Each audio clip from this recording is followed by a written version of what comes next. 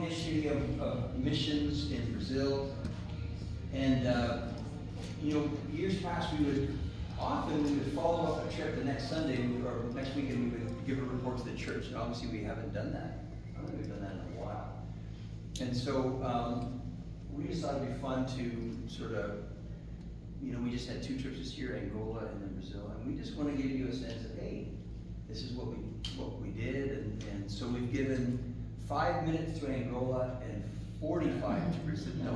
So we're gonna let you guys go first because A comes before B. You sure you guys don't want to go first? It's up to you. No, you go first. Okay. So Scott. Yeah. Double Scott. Squared. Scott, you wanna take over and just share? We can do it. Yeah, so, thanks for you guys for coming here. Let's go there. Yeah. So, this is our 2025 Angola team. Stephen and Grayson lead. And, click. We actually traveled with the Columbus Senior team as well, so we had a kind of a joint team. This is an eye chart. I'm going to go through all this stuff here, but I'm not going to go. We won't dwell on the slide, but we did basically to summarize what we did. We did a lot of service projects, and then we also did a lot of relational too. So it's one thing to do works, but you got to have interaction with people. That's we try to have balance here. That's a little different from the Brazil project, which is more relational. But this is all kind of the focus is more serving. But to spread the love of Jesus is really the most important. So this is the send-off team. You got Mike Lee there, Sonia, and Dawn is there as well. Click. So this is just on a plane, but this, it's a picture of Africa. So we came from United States to Florida. I don't have the whole trip, but that would have been too small. But you can see the distance that we traveled on the plane. This is we got stranded in Porto, so there were a lot of complications on this trip. On the front end, good, which is good. On the back end, we got home in the correct amount of time, generally. But the front end of the trip, we got stuck in Porto, which isn't a bad place to get stuck in. You get some sightseeing. But there's Dick Cope. He's one of the Columbus guys. He's zonked out after a long trip. And then there's us at the restaurant, and there's Dick Cope. It's kind of out of order, but that's him with his Pope-mobile, and we'll get there later. But he was driving around on the side by side, and we happily named him. He looks thrilled about that. This is us, and we're stranded again. So we got stranded twice. So we had 2 days of travel, but we actually planned, and then we had a total of 4. Right at 5. I don't know. I figured about 100. Yeah. Should be about 48 hours of total travel time. We had like 125. And Sydney's quite well. She knows the drill. We had 5 days of travel when we went last year. Sydney. Welcome to Angola. But there's alongside the road. We had 4 additional stopping hours on our taxi ride. We had unplanned taxi ride. The van broke down and parts fell out the bottom. I was like, okay, we're nowhere near cell phone coverage. How do you call it a tow truck? Blah blah blah. Anyways, at least the scenery is nice. You could see there on the left side there. Just beautiful scenery, just gorgeous looking trees. Thought it was interesting. That person had this dead inside picture. The funny thing is, it's not funny, but they don't always know what is written on their clothing. So they get a lot of clothing from the United States, and so I doubt that person knew that. Right. Not include the clothes. It's kind of, I don't know, just kid shirts and stuff on. It is kind of things you don't think about. Things we just don't think about here. One person had a canvas sleeve on the shirt. Right. So finally, there's Betsy. She picks us up. We see some familiar faces, obviously, Tim and some of the staff. Sally, he's one of the staff guys. And then immediately, Betsy puts me and Grace to work on doing chores, so we're at the same doing chores. So that's kind of the whole group that was there. They did the right to Rachel, right? I was gonna name. Far right, next to you, right to you. It's like- Oh, yes, yeah, Yeah, she's a nurse, she's with the yeah. Overland Mission Yeah. group, they go to pretty remote, even more remote than Kabongo. Right. With a mission group that specializes in those type of Yeah. administrative outreach, medical. So my pointer doesn't reach, but right below my pointer, it doesn't shine on the screen, but right below my pointer is Mariah and Norja. And right below the pointer is Matt, who's the homeless guy. Below him are the housekeepers. You can't really see Chris from Columbus, and then obviously Betsy, and then right below my pointer is Ritu, who is the translator that came, that we hired to spend, most of the trip, all the trip.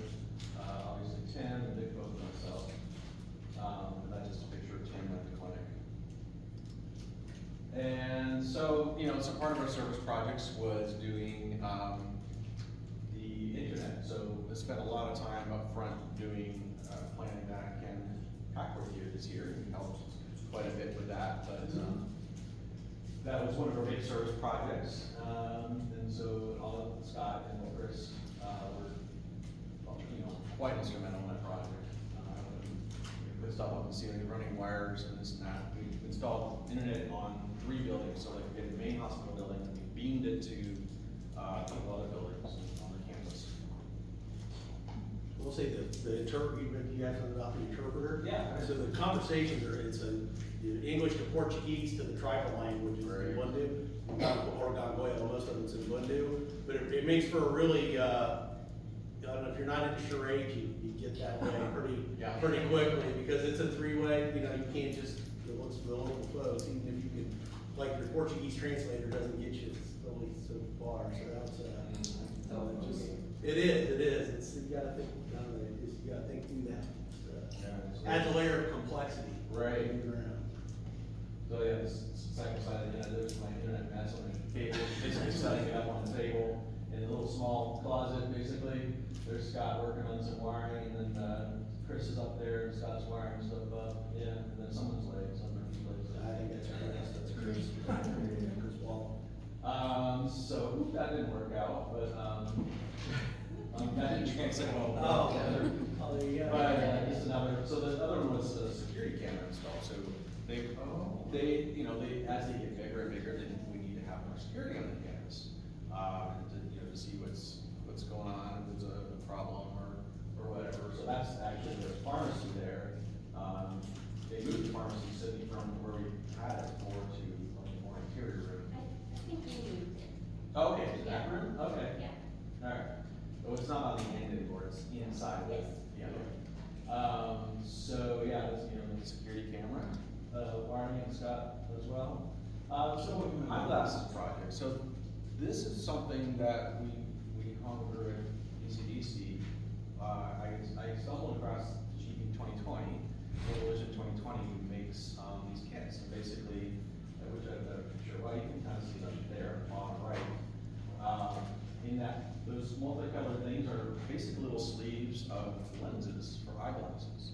And you buy a bunch of frames, and then you buy these lenses, and then you use this, go to the next slide, I think it has a shot of, no, it doesn't have a shot of something with a thing on their face, but anyways, a gizmo that lets you dial in basically a prescription, and anybody can do this, not just, a professional. So we got training from GB 2020, and I had, kind of let Grace kind of spearhead that effort, and I wanted her to get some good experience training people, on that. So anyways, we didn't see, we basically trained the staff, and we saw a couple of people that got fitted, but because the staff, there was a staff person Tim wanted to train,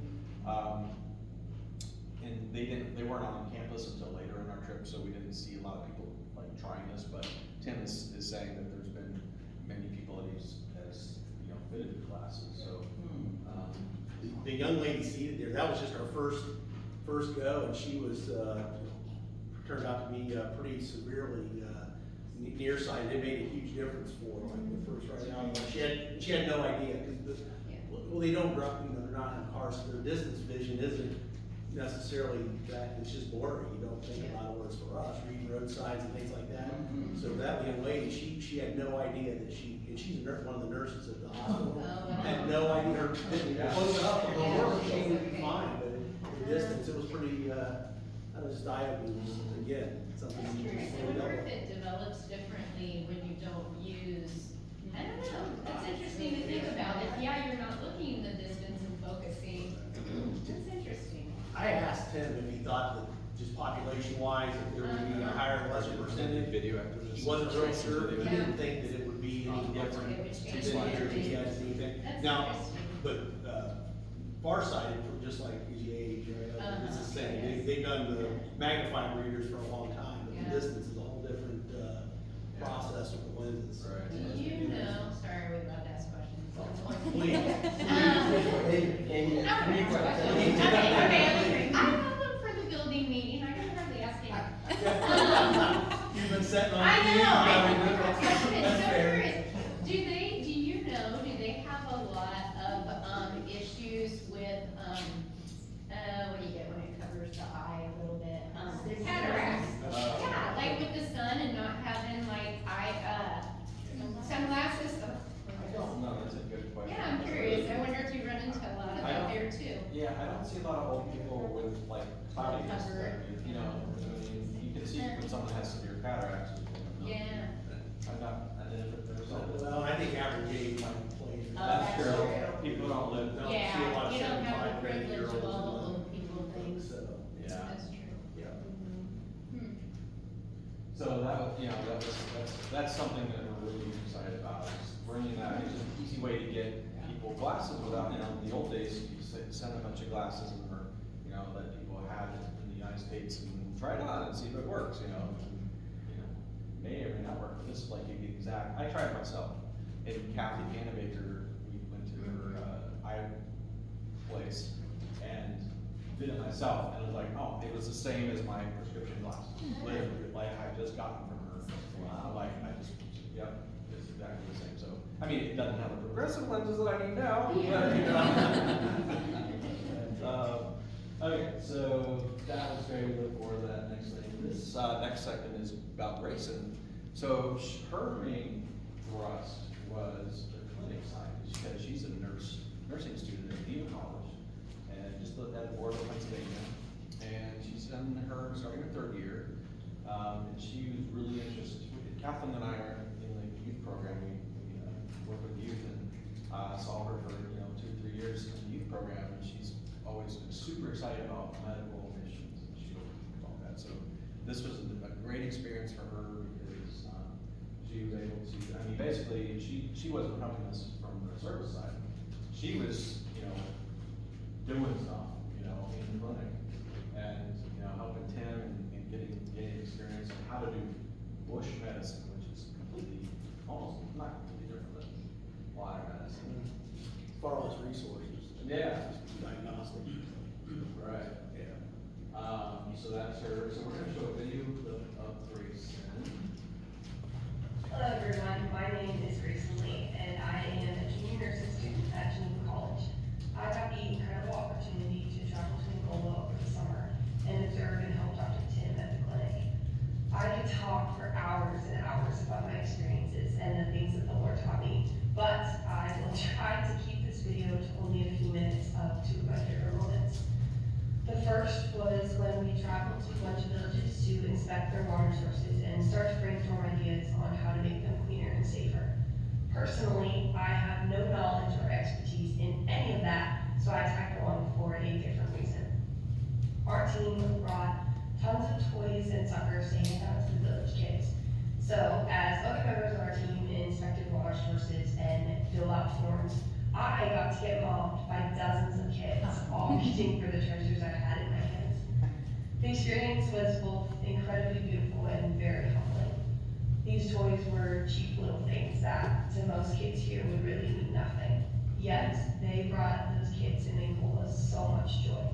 They were so excited to eat a sucker or get a bracelet put on their tiny wrists.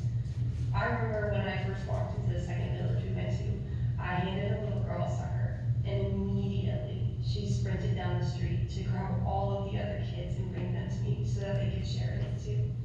Their smiles were so big and beautiful, and I will never forget their laughter and joy. The second moment I want to talk about is much more general, but impacted me in ways I did not expect. Getting to shadow Tim every day in the clinic was incredible, and it was heartbreaking, and I learned so much.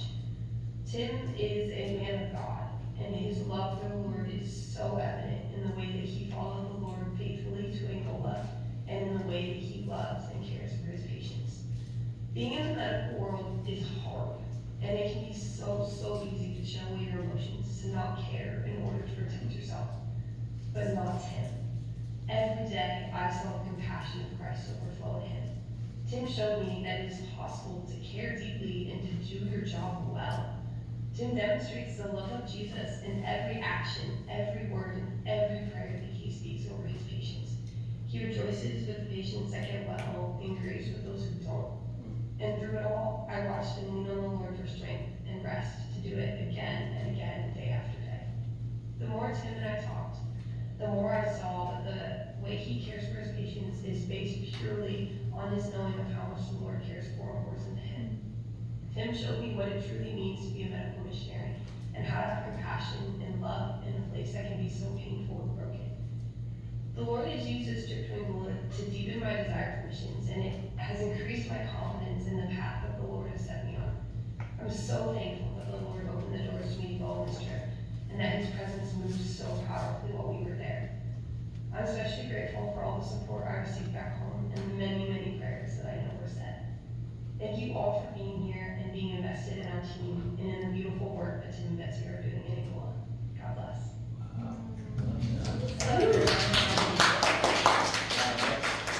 Stop.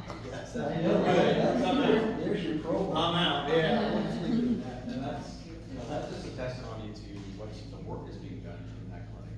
Tim and Betsy, and the kids came there for a while, but they given the second part of half their lives basically for these people, and it's a huge ask for anybody to go.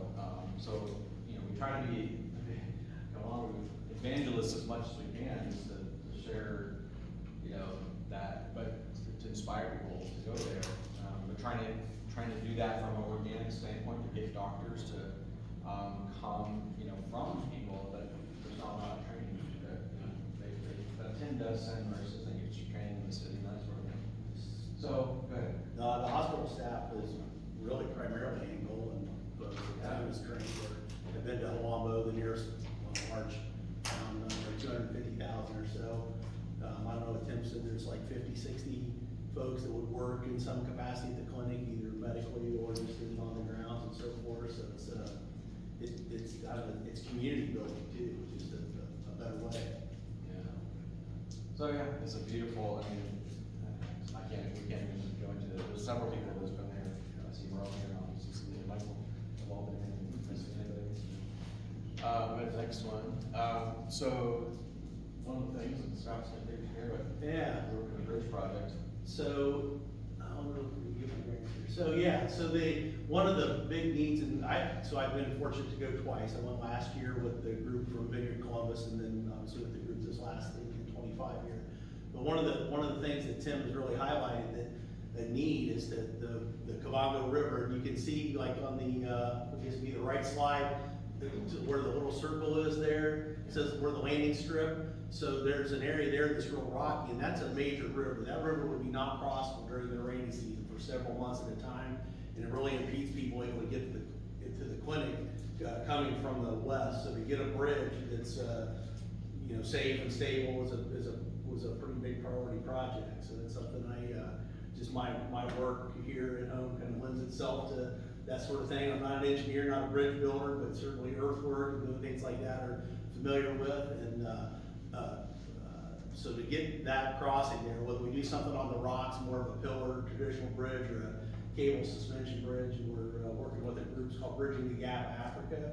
They're really well organized. They work primarily in Kenya, had some U.S. contacts, and hopefully Brian will be on the phone with them here week or so to have a conversation about what they're, because sourcing materials, that's one of the things, I mean, it's, here we could have this stuff in a week, right? But there, you got limited delivery time on the dirt roads, there's the rainy season. You can't go down to Home Depot and buy it. No, it's a 5-hour drive on the dirt road to get to something that might resemble a hardware store, so it would be basic stuff, certainly not construction, materials, so it'll be some staging and to get materials over there, even to get them shipped across from Kenya or from Namibia would be the other leading option, so we'll make it happen, we're working on it. Yeah, so so that's the other river, the Quito River that would be to the east. So that bridge has been there and it's just wooden planks, those stone pillars, the driving blade, it's been down several times. Tim was surprised to see that it was still in as good a shape that it's in. So if we get something built on the other river, maybe an upgrade there would be project 2, but that'll be a minute. Yeah, that's the current method, is that ferry. Right. That's a ferry road that It's- gets across, but when you have a rainy season, water's gushing through there. Yeah, that's just 55-gallon drums on a dock, and they just pull themselves across. It's about 90 meters, no, 90 feet, 40 meters, about 90 feet to get across, and that's, they're ordering, it hasn't rained, in that picture where the raft is, it hasn't rained for, I don't know, it would have been 4 or 5 months at that point by the time we were there, 4 months. So that river's at its lowest point, that's not the typical condition, but that raft would not work during the high flow season, it would not be stable, it would be just not workable, so. Tim would tell you that people literally die on the other bank because they can't get to the Clinton, so the other thing is, just kind of on the medical side, just clean water. Pretty much all their water sources are surface water or really shallow wells. There are a few deep wells, so there's a good mud puddle there on the top. They would go fill the jugs out of that mud puddle, and that would be their source of water. So typhoid, dysentery, like all the greatest hits of gastrointestinal stress, and if you're sick, I mean, it's really just constant diarrhea basically from that, even though it may not, but then when you do get sick, something else, you're in a malnourished, just a weakened state, and that's part of the whole thing. So better food, more reliable food, better agricultural practices, better water, you've got a lot better prospects if you do get to the clinic and you have some other more tuberculosis, all the other stuff, malaria. Malaria is a big one, but that's a whole. Yeah, so I took a few just to see what kind of samples. So those are just simple E. coli tests. Every one of them were hot, as they say. They're not. We would all be sick as could be if we were to drink the water unfiltered or untreated. And that is their steady source of water. So even in the deep, there are a couple government deep wells, so we're all standing by. That would be they call it an AfriDev, and there's another name. There's a group out of but that pump. They break. They have about maybe a 6-month or a year life cycle, and then they fall apart. And there's parts are really difficult to get. The design of the pump, it's well, they're just not super reliable even here. Trying to work with a group here and actually real close with a different style of pump that's much more reliable and much deeper. Yeah, design outreach, Mr. Bixler's, Greg, I think it's Greg Bixler's, his group. So trying to get some, so those wells are, we assume they're all done by the government, so to get permission from the Angolan government or the local folks to actually go in and mess with that has proved to be a little bit of an administrative challenge. And Marcelo, the one gentleman that Scott pointed out, he local fellow, pastor, electrician, pretty handy fellow, he's doing the inventory and will be instrumental, I think, in getting this. He's always standing there. Yeah, kind of to my left in the picture. So again, water is the thing, right? Can we cross it? Can we drink it? Kind of and you think, in a climate that it only rains 4 or 5 months out of the year, you think, well, the rest of the time might be good, but that's when it's the water quality is the problem during the dry season, and the water quantity is the problem during the rainy season. Yeah. So this is so one of the things is a lot of missionaries have done a flood. there's Scott, Yeah, right there. Yeah, this little boy needed some B positive blood, and I needed a nap, so it was a perfect combination, yeah. Oh, Yeah, he did pass out. Oh, yeah, absolutely. I say nap, I nap. No, it's totally a nap. I think that was, the nurse he's standing or something. Yeah, I was kind of, my nap was over at that point. So this is the boy that, Yeah, Mateus, yeah, he, from malaria, Tim will tell us that, about 1 in 3 children wouldn't make it to the age of 5, and malaria would be the most common cause of that. And the treatment for malaria is just keep pushing new, good, healthy, fresh red blood cells in, keep their hemoglobin count up until they fight it off. So basically, I gave Tim called it the grande, for a pint of blood, little extra, and Mateus still going as far as I know. He was back for a return visit about 2 weeks after we left, and it made the difference. yeah, he directly, I mean, 3 years ago, I was there, I was leaving blood, she was behind me, she was severely, like, she had heme, level like 4, I think it was. Anyways, they literally dropped the bag, hung it right back where she was, and like gave it to her. And, Helen, actually gave blood, and that saved her life, so. I took a day trip to Longu, which is a bigger city. I got to meet Dr. Stephen Foster, and he's a legend. I'm not going to go into him, but he's amazing. He's a surgeon at the hospital, so it's a lot of the critical patients get flown to Longu to see him in the hospital. The guy in the bottom right is Ryan. He's the math pilot, and I can't say enough about this trying, trifecta of, the emergency hospital flying patients through math.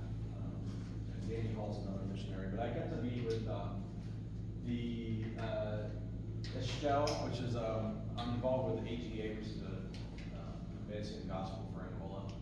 I'm on the board there now, and so I wanted to meet some of these people, so I met Estelle and I met, Steve Foster. Just some miscellaneous things. Worked on some bed props. Someone had cut all the cables in the bed, so our simplest thing was to weld up some bed props. So Scott and I worked on something that we could give to them, and they made it happen. The welding guys, and that's me working on organizing tools, and there's Scott and Chris working on some automotive stuff. And you can tell we did a ton of stuff. It's like NASCAR, rotate the tires. That's Betsy's truck. The tires were shot, so Chris and I did a little vehicle paint. Yeah, Dick spoke at the church, and I sang, that's us praying on the right, bottom right, for people after church. And that's me singing after church, and I did praying for, I did a palestra, I don't think I have a picture of that, but what that means is Tim has a talk every morning, with all the patients and staff, and they talk about spiritual, things, related things, so like, talking about Jesus and spiritual stuff, and also health-related things, so I talked very much illustrious. Okay. And then prayer, Maxine Mitchell. Oh, sorry. Oh, prayer, yeah. So that's me, I impromptu prayer thing, I was out at the swing set that VCDC helped install. I wish I had a video of that, but all little kids swinging. I do have a picture later on, but I was praying for a lot of people around the swing set through Missouri too.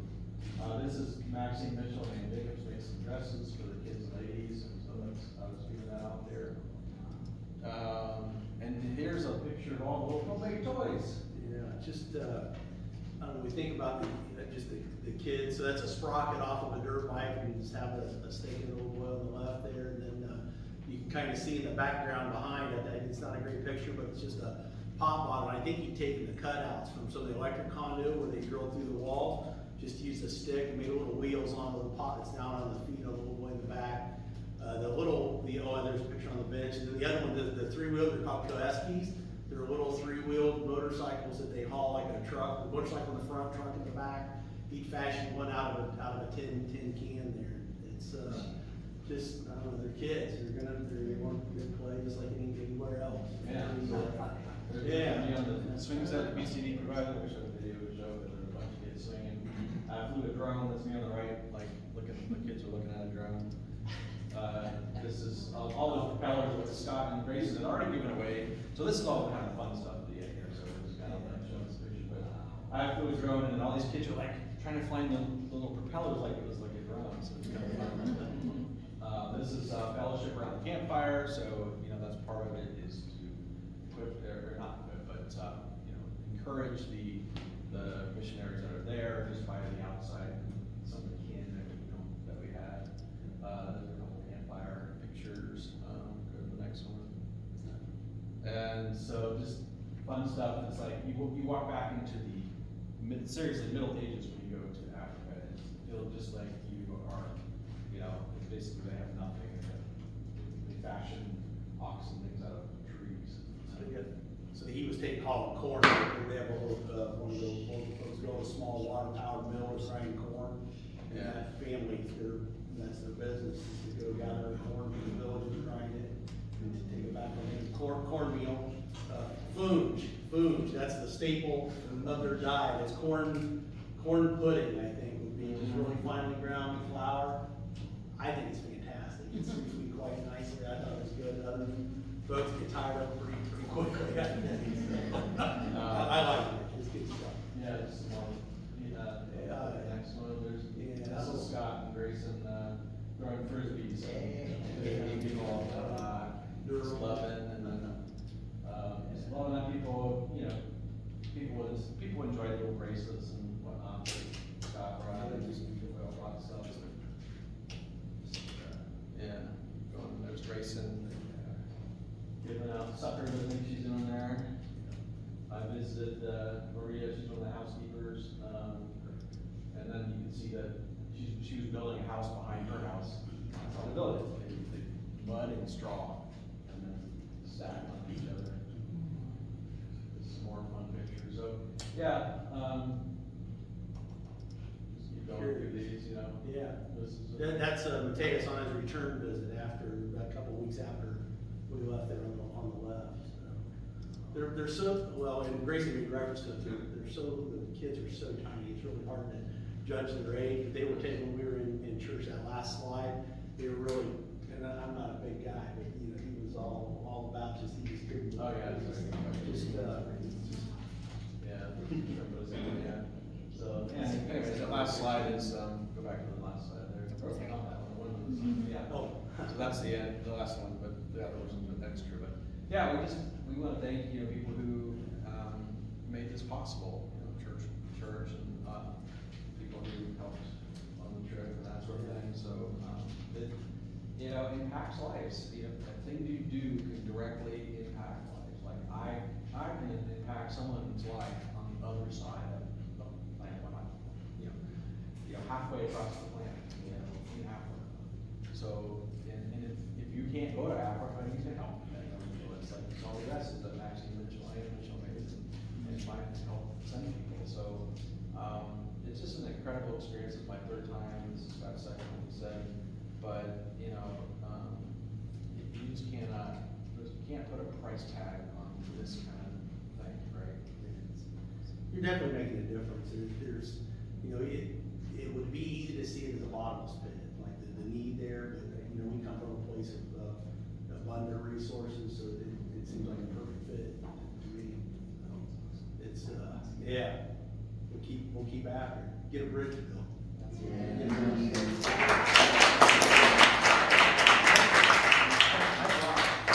From most of us from the last trip, so the ladies, when they go to CML, they make little bracelets, and there's some earrings and some. Then the Mariah Norch's kid, you and Sal, make some little earrings, Angola pass. Yeah, just reach in, just reach through that bag if there's something in there you like. Help yourself, please. Just lots, and then there's little cards with most of it that kind of tell you the backstory on it. Hey, thank you, and thank you, Scott. Both Scott, but Scott Miller, we've leaned heavily on Scott, and especially the last two trips to lead the trips. And it's Angola is unique in that it's such a beautiful place, but it's a little tougher to get there, and once you're there, it's, it's rural, et cetera, and so, it's kind of a new area that we're, as a church, heading down that path of our connection with there. Brazil is on the other end of it. Brazil, we've been going to for, Danny and Penny, who started this church, you guys know, we've been there for like 30-some years. They've been going to Brazil. Our trips to Brazil, our mission trips, are really, we go down to encourage the missionaries, which we have 2 families down there, Mr. Easy Meyer and Paul Lesher. So to encourage them, we go down to just take part in what the churches down there, the new churches are doing. And the purpose of so that's another purpose for the trip. Another purpose is it gives us as Westerners a taste of another culture. And what we've seen over the years is it seems like it's an opportunity where people get bit by the missions bug, other bugs, but also the missions bug. And so I would say, I think it's accurate that every missionary we've sent to Brazil, it started with a trip where God really met them, and so that was part of it. So what we're gonna do, ours is a little more organic. And so we're gonna let, like Andrew went on this trip, which was awesome. Andrew, Lindsay, Sydney, and then there's a couple that you can see here's a team. The couple in the middle is a father-daughter, they're from up in Cleveland, awesome couple. So this is us as we were leaving, and you can just go through them. So what Hey, I'm wearing literally the exact same thing. I tried to do the same thing. I missed it. I knew it was a blue shirt. You go for it. That's fantastic. Sure, share a little bit. Just share a little bit, go through it. It's like Michael said, this trip, Yeah. this being my first time, I honestly had no idea what to expect. Like, I mean, I've heard we talked many times for years of what it's like to go down there, but just like anything, you have it in your mind what it's going to be like when you actually go and experience it. But it really was. I mean, I think about. I'm always so impressed with how many tangible things you guys got done in Angola. And this trip feels very different because you're not really so much doing things. Like you can't look at the end of it and say, well, we built this, we fixed that. It's so relational. It's really all just about getting to know the people, blessing the people, praying for people. I mean, most of what we did was just interactions. And so really it felt like the whole time we were there was like, there would be like one event of the churches pretty much every day, which I know it wasn't their normal way of doing it, but they were just planning something for us to be a part of every single day. And so, and when it would come time for the weekend to roll around, it really was an opportunity to give Christopher Denise and Leo and Leda, the pastors of, there's 2 vineyard churches there, Vineyard Viva, and then Vineyard Macapá on the other side of the city. Give them kind of a break, give them kind of a reprieve so they can come and just be and be blessed on it. So this is just a picture of me getting a chance to preach, and that was quite an experience because it's a whole different thing to think about. How are you going to communicate in short little chunks where you can pause for translation? But Denise is such a pro. Honestly, I don't even know if she said what I said. She probably just, that doesn't sound very good. I'm gonna fix that for you. But it was so just life-giving to get a chance to just share a simple sermon, honestly, a simple sermon, and get such a lesson. So yeah, keep going. Michael and Lindsay killed it doing worship. They just did a great job, and it was so fun to sing.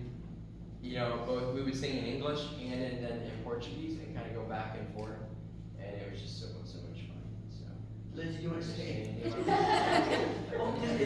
Just how the trip impacted you, what your main takeaway, when we talk about that? Remember I told you to say. I did submit pictures, I don't know. We can keep going through them. We didn't put ours in order because that would not be a Brazilian thing to do. Oh, There you go. Maybe How tell about what's that? going on here. How about that? So this day, I forget what day it was, but we went to Vineyard Macapá and we just had signs. That one says, do you want a hug? And we just walked around the town with all these different signs. Like there's another one that was like, can I pray for you? And then and smile, like, Jesus loves you, and other ones, but, yeah, we just walked around town with, a bunch of people from the church, and just went around and prayed for people on the street, like, whether they were, like, walking around, or, like, you know, waving at people was they went by in their cars, and, like, and we also had, these cakes, called bolos, but they were, like, muffins, but with You know, it's a hostess cake. yeah. And yeah, we just gave them to people, and, you know, even if people didn't want prayer, like, you know, we, like, just showed them the love of God, you know, giving them the cakes and. It was amazing how, there was a large, Yeah. most people were open to being prayed for. Oh, yeah. You know, most people were very willing to do that. Yeah, there was a lot, like, even, just like, from old people to like, just, like, teenagers, like, you know, they were all very receptive to being prayed for. And it was really touching to like see all that. And Lindsay got to share her testimony, which she did a great Yeah. job. Yeah, it was a little nerve-wracking because I never shared my testimony before. And, that's Pablo there, he was our driver, and he, was part of the Viva, but, he and his, wife and his son, they volunteered to drive us around, and, we became really close friends there. Yeah, we did. And he did really well, translating for me. But yeah, it was really nerve-wracking, but I mean, after it. Okay, I know we're putting you on the spot. Do you want to talk about one of the things that we did? Do you want to describe what's going on in this one? Oh, yeah. So this is an event that we did called English Night, where people would go to Vineyard Diva, and we would just only talk in English, so that for people, who are trying to learn English could practice. And, it was a little difficult, because, you know, people were still learning, but, I mean, it was, like, pretty easy with, like, hand gestures, or, like, you know, if they forgot a word or something, but. And Google Translate. Yeah, and Google Translate too, yeah. Brandon was definitely our friend. So the girl getting shirt, her name is Zeki, and, she is studying to become a doctor. And then the other girl is Bianca, and she's studying to become a lawyer, and she's also an author.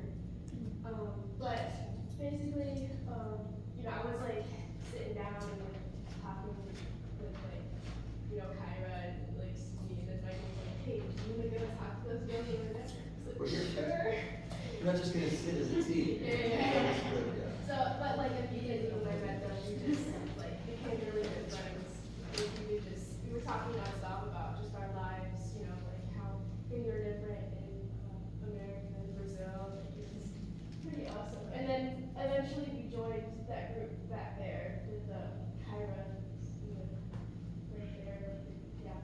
And we just joined that group. And yeah, we were just having a fun time. And there was also, what we also did in our English night is, we like made PB&Js for people, and we made, what was it, buffalo wings? Yeah, pancakes. Pancakes, and then we had chips and salsa. Like a sort of Western Yeah, American. yeah, and then we had cherry coke too. We tried to get Chick-fil-A to fly something out. It's amazing the Yeah. things that they don't eat that we think are so basic. Yeah, it wasn't with the pancakes. They didn't know what to do with pancakes. We had to tell them to put syrup. Syrup, and they were like, oh. And then they're like, wow, wow, wee, wow. Yeah, everybody was like, wow, this is really good. And what's funny is like, the night before, we, stayed up till like 11:30, like, making the PB&Js. It was, yeah, we're all so tired, we were like, I could go to bed. But, yeah, it was really awesome. You can keep it. Okay, and you wanna? Sure, so we did some fun things too on the trip. We took, the one day, we went to kind of a little boat trip and, went to this, really it was a vineyard. like, you know, where they would make wine, but they did it out of acai, which if you're ever familiar with acai, it's this little berry things that's kind of popular, but I don't think what we drink is real acai. Like, it's pretty fake. So this is, yeah, it was pure. So actually in my hand, I have a bowl of this. We're just literally eating this acai, like fresh stuff, and it's, you gotta add sugar, it's not super sweet. But there literally was a tarantula walking along the side of the building, and so that's real. I mean, obviously I was faking it for the picture, but it's in the woods there, right along the rainforest, and this tree that Lindsay's giant. It's like supposed to be like the second largest tree in the world. Is that what they said? Yeah. Is that what they said? We believe everything they said. And this is the pastor of. Oh, that was so cool. Yeah, You could just hang it from the trees to go for a boat ride. Yeah. And he was just acting for us, just playing for the camera. It's a slot, by the way. It's not really that. It's not really. Oh. And, so this was a cool day. We just went out on a boat, and we went to a very rural place, and we hiked way back into the woods, and there's a family, the young lad in the front, his mom is there. The young boy's name is not Pepe, but that's what we called him, and then his dad. But they live out in the middle of nowhere. We walked on a wooden trail, like it's raised up because the waterway would flood. And we just keep going, and we get back there, and this little boy, we walk up into their home, and this little boy's sitting there playing Minecraft. They had Wi-Fi, and we just, this is so exciting. Starlink's amazing.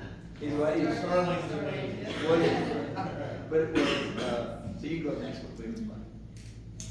Okay, Sydney, I don't know if we can swap it. Can I say this, Sydney has been to Brazil This is the third time. the third time, and she really feels a stirring to maybe be a missionary in Brazil one day. So that's something we're looking at and working on. But she got to share this one. And that's and these are the Myers boys. We got to hear the song Radioactive, and what does the fox say every morning? So the little boy, that was his favorite song, and we would wake up to that. Jonas and Liam. Over Devin. Andrew, you want to talk about this? Sure, on one day, they rented out this campground, the two churches did, and had some connection there, and kind of did like a camp, just a day camp out where everybody came. It was a huge barbecue, a huge bunch of food. But we did this soup that day, but it was just this cooking food, and there was a pool and swimming and playing games and hanging hammocks, hedgies is what they call them, in the trees. And really just spent the whole day kind of just outside mingling, fellowshipping, but one of the few like structured things that we did was a baptism, and it was just really sweet to see this woman who was coming new to faith, had some background as a child in a traditional church, but really had discovered life with Jesus personally, and it was just a very emotional, live day and a beautiful day, and everybody just cheering and celebrating as she got baptized here in the pool. So that was us hanging out. I think that was one of our first nights. We had a big cookout, Brazilian cookout kind of a thing, eating food, and we just kind of gathered around. It was one of our first time getting to know some of the people, and it was fun. By the end, we were using Google Translate, having lots of conversations. But yeah, it was great. It was kind of our first like interaction with people. It was good. I remember that. Oh, that's from the English. Yeah. That's great. Yeah. That's where I was correcting them about Canadian, how you say Yeah. We don't say about, we say caboose. All right, next slide. So, and then, so part of the trip, again, it's a lot of it's with churches, but we also have a day where we get to be tourists. And so this is part of the day getting to see, this is a massive monument to our left, that big base you see there, made by one of the guys that goes to Vineyard Viva. He said, I actually have a picture of him. He did, yeah, Oh, he did that shirt. yeah. He's just, yeah, that's him there. And in the red shirt. Yeah. Local artist, but like just amazing stuff. That statue can be bit. Yeah, you can check out sitting behind. See the guy, yeah, that's a statue. Wow. Yeah, he's just not a real person. And I was always just so many, like all, so many different mediums, like he's like Super, yeah. talented in so many different things. Now, just, so this, look at that, so Snickers with Maracuja, which is, passion fruit. So imagine that, and then Twix with lime, like key lime, and then, or lemon, oh, right, sorry, lemon, and then what is the Popcorn. popcorn M&Ms?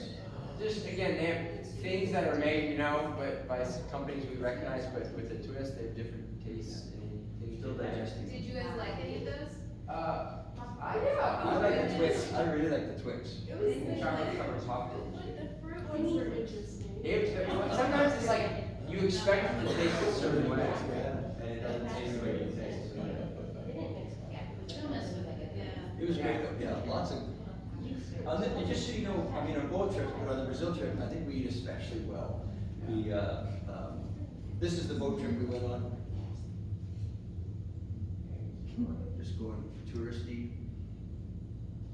This, okay, now this is out of order. This is when we first got to Belém, we had, was it 6 hours? Oh my gosh. 10 hours in an airport. That was under construction. Sort of had AC like this room does today. Yeah. Not really. Oh, that's our fault. We turned it up. I was too cold this morning. It's part of the experience, right? We're not gonna be very- But you can go next to the other this time. Okay, so I just thought, so literally we got so tired. This is Kyra and her dad there. We had slept all night, Yeah. traveling overnight. We were so, and like literally, I was further down, lying down, and you'd be lying on an edge, and I'd sometimes sort of lean towards the water, but nobody felt it. Baptism. That is me trying to sleep after I hadn't slept, Oh, I think, man. for 30 hours. Yeah. So I think I got 10 minutes in there. You can go next one. We were almost home at that point. Okay, this is in the Belém airport, there's Lindsay. That's actually when we're leaving, Yeah. so we were still friends there, Andrew, remember? We were still. Now this is a pano shot gone bad. Ooh. Oh. Wait. How does this make it in?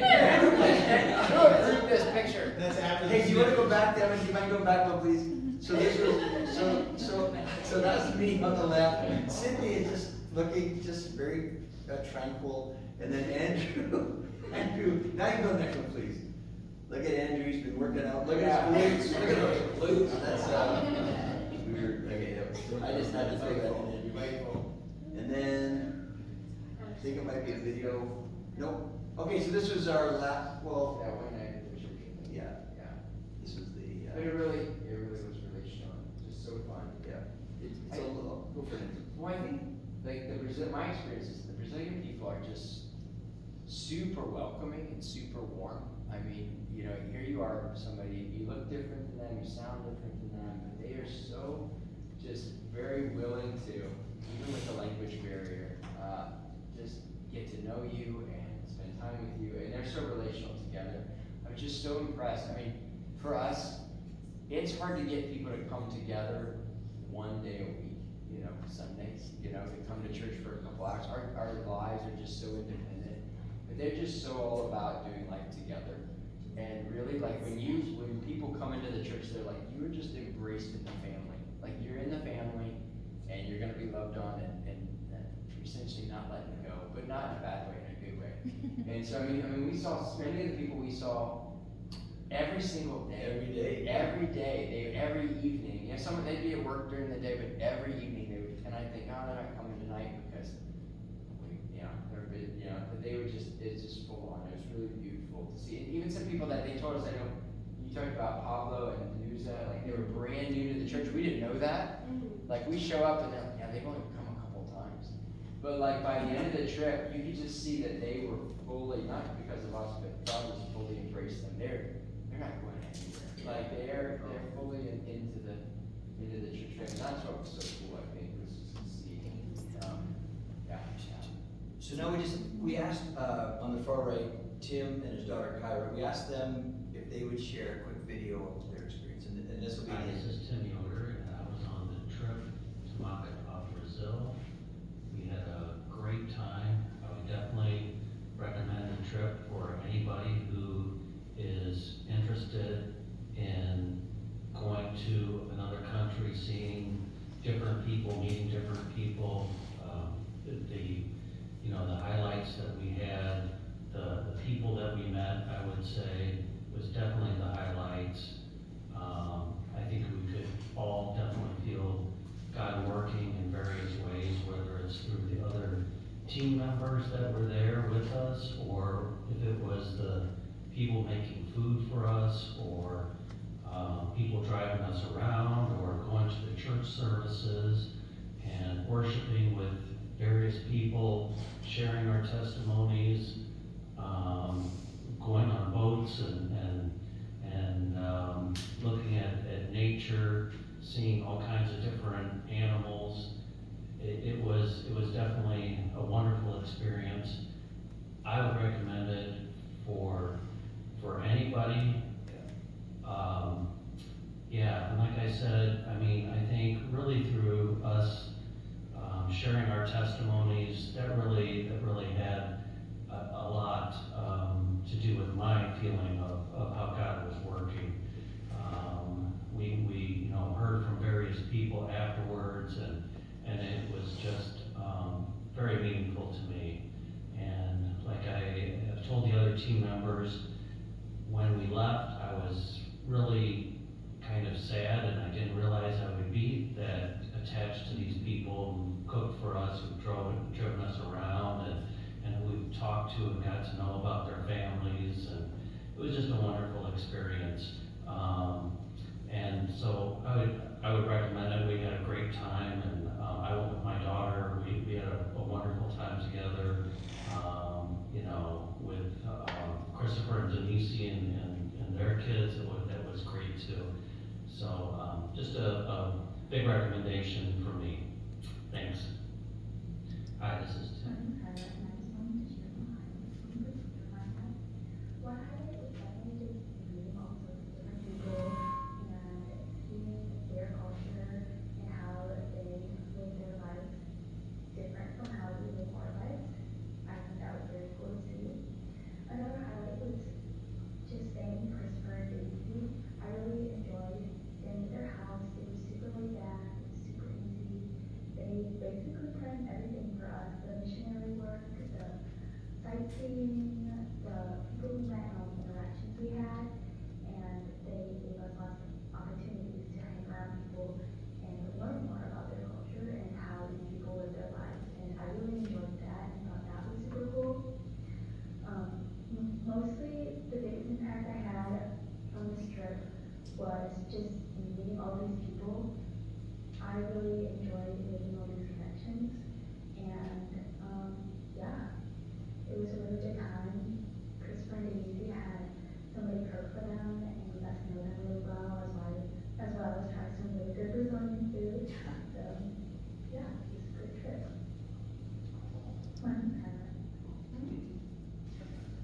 So that's what we wanted to share today. And thanks, I want to echo what Scott said, thanks for all the prayers and all the different ways that people supported. And one of the differences, you can see that there's differences in the trips, but typically the Brazil team is a larger team, and the Angola team is more of a stealth ninja. But Transportation's at a preview. where it's and so we'll be going again to Brazil in probably in like mid to late July. Nothing's yet planned fully, but and of course we'll be talking about Angola. And, so if you're interested, even if you've gone before. Cool. So thank you.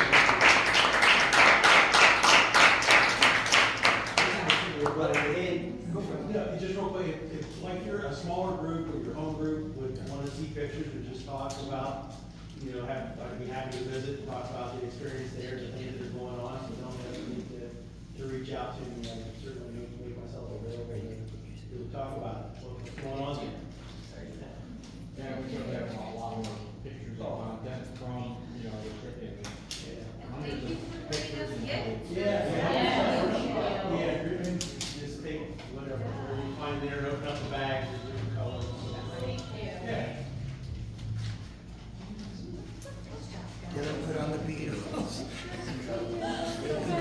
Well, what were you?